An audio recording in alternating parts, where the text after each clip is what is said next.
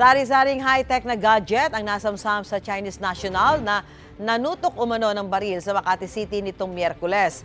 Sa sasakyan ng dayuhan, nakita ng mga pulis ang isang set ng equipment na may circuit board, portable power station, military-grade na drone, high-powered na armas at isang bungkos ng 1,000 peso bills.